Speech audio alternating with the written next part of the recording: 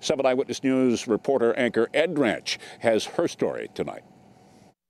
Every year, at least once a year, for the past 10 years, a sea of red has flooded the halls of Congress, a red tide rising up, calling for safer skies after the crash of Flight 3407. We use the crash as a watershed moment of why we need change. Karen Eckert lost her sister Beverly in the crash. She was a 9/11 widow who had met former President Obama 6 days before she was killed.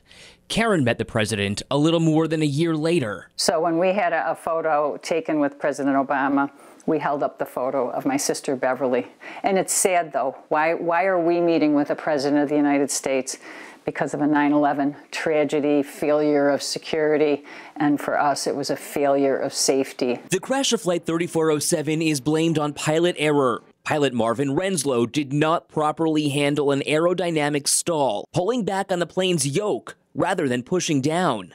We learned, sadly, that his training was absolutely remiss in stall recovery. Stall recovery training for pilots is one element of the Airline Safety Act of 2010, passed as a result of the Clarence Center crash. Victims' families pushed to have this included along with other training mandates and the exposure of who is flying your plane. I had no idea. I don't think any of us had any idea. Justine Krajewski says she had no idea her husband Jerry was flying Colgan, a regional carrier, a code share for Continental Connection. But everything was Continental.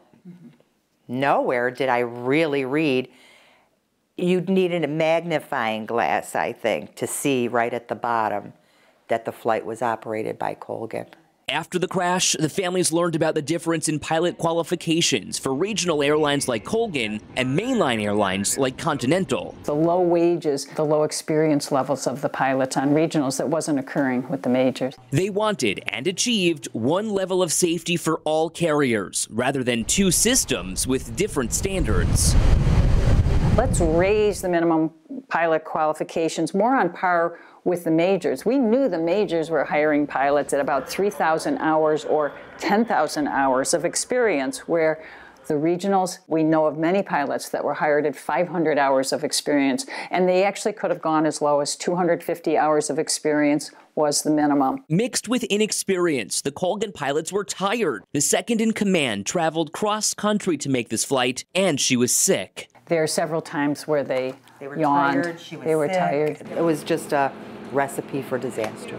That all changed after President Obama signed that Safety Act into law and was recently reauthorized. The absence of airline crashes in the 10 years since 3407 is something they're most proud of. Not fighting for their family members, but because of them to keep us all safe. Everyone who's landed safely in those 10 years, they don't know. I mean, I don't think any of us realize it could have been us.